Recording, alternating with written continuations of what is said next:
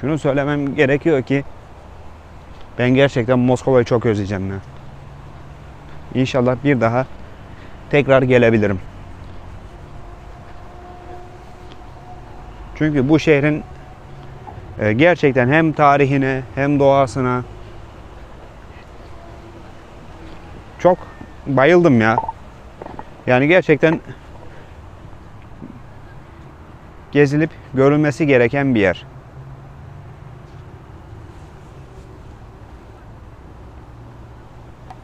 Bunu belirteyim. Eğer hani maddi gücünüz olursa kesinlikle gelin.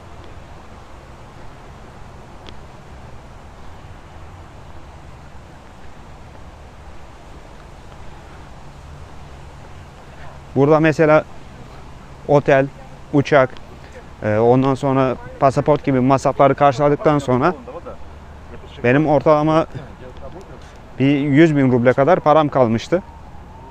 Pardon, 130.000 ruble kadar. Ve ben gittiğim her yere çok rahat bir şekilde gittim. Müzeleri gezdim. Bunun dışında yemekler, kaldığım otelin yemekleri gerçekten çok lezizdi ya.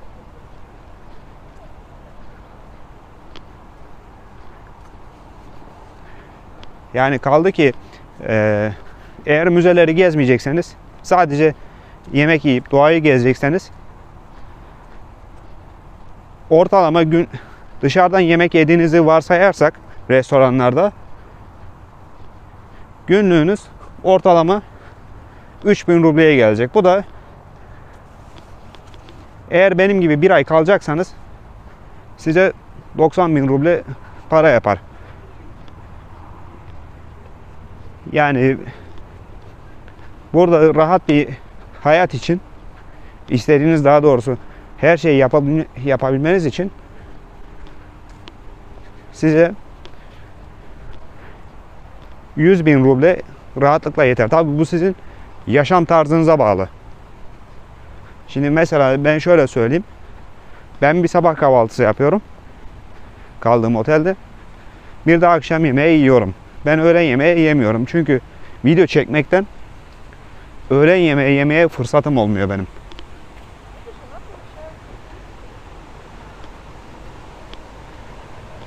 Yani dediğim gibi bu masraflar ortalama bir insan için masraflar. Sizin yaşam tarzınıza göre bu yetersiz de gelebilir, fazla da gelebilir.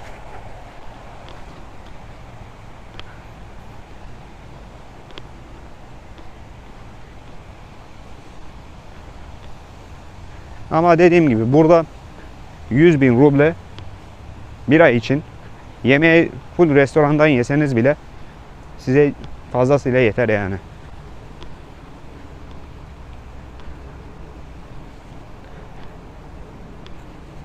Bir restoranda şöyle söyleyeyim, bir öğün 1000 rubleden aşağıya gelmez. Ortalama olarak söylüyorum bunu. Bir öğlen yemeği ve akşam yemeğinin minimum fiyatı burada 2000 rubleyi bulur. Eğer restoranda yiyorsanız tabi.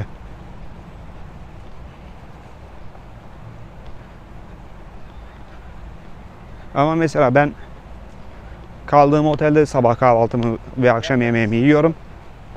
Sabah kahvaltım mesela 400 ruble. Akşam yemeğim 500 ruble. Eğer öğle yemeği de yemek istersem 600 ruble. Yani toplamda 1500 ruble. 3 öğün için ödemem gerekiyor. Ve şöyle söyleyeyim. Yemekleri de gerçekten çok leziz yani. Normalde buradaki otellerde sistem şudur. Eğer siz bir otelde kalacaksanız sizin odanızda bir tane mutfak olur. Yemeğinizi kendiniz yaparsınız veyahut yemeği dışarıdan yersiniz. Normalde buradaki otellerin sistemi bu şekilde. Ama tabii benim kaldığım otelde böyle değil.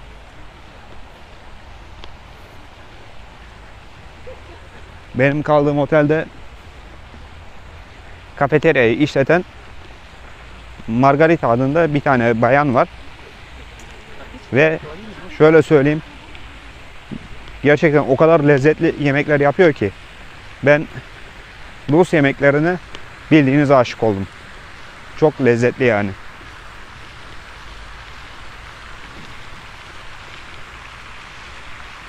Ve şöyle bir şey de var. Size şimdi bunu nasıl anlatacağım bilmiyorum ama diyelim ki bir menüyü yediniz. Size sunduğu bir tane menüyü. Ama doymadınız. İkinci bir tabağı istediniz. Onu da yediniz. Afiyet olsun. Ödeyeceğiniz fiyat artmıyor. Kesinlikle fiyat aynı kalıyor.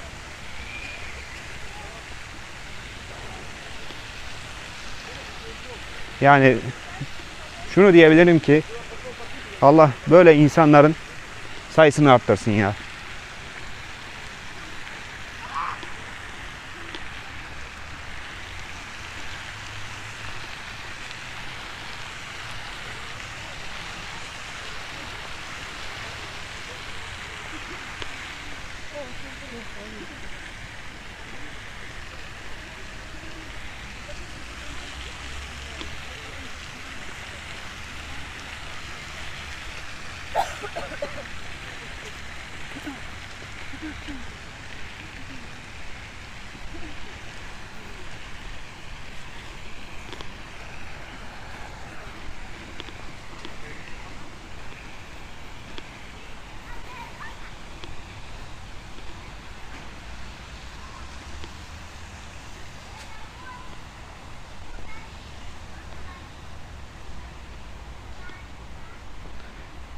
Bu arada az önce yemekler konusunda şunu söylemeyi unuttum.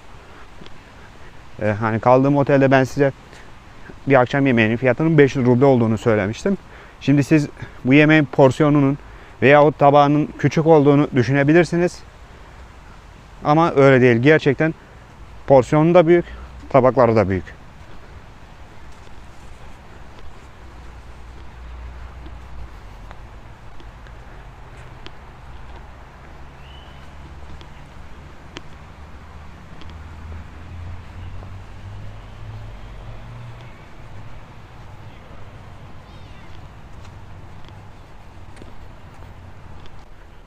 Ben eğer tekrar Moskova'ya gelirsem tabii ki yine şu an kalmış olduğum otelde kalacağım.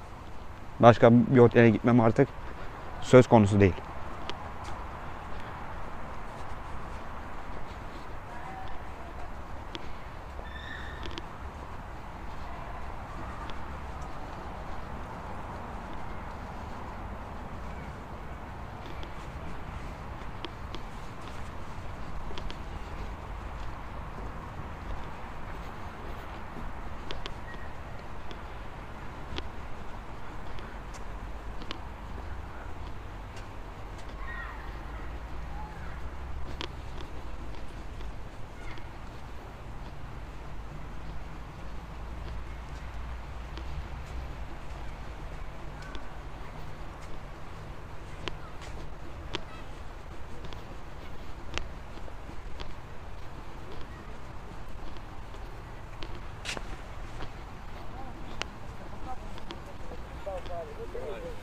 Вот, это ж тоже рынок был.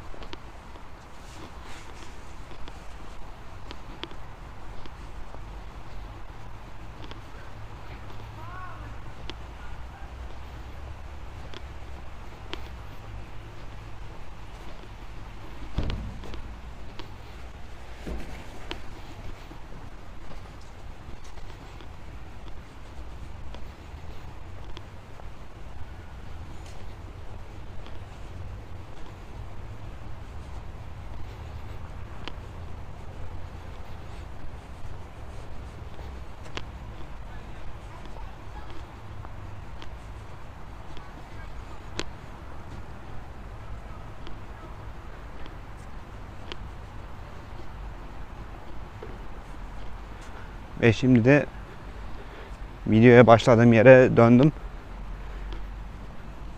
Ve artık şunu söylemeliyim ki videoyu bitirmenin vakti geldi.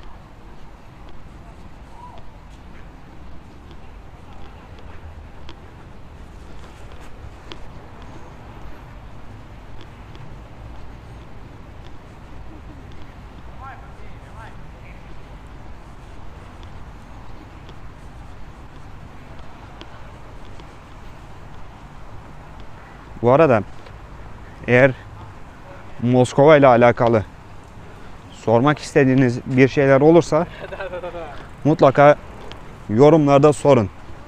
Eğer bilgimin olduğu bir konuysa mutlaka sorunuzu cevaplarım.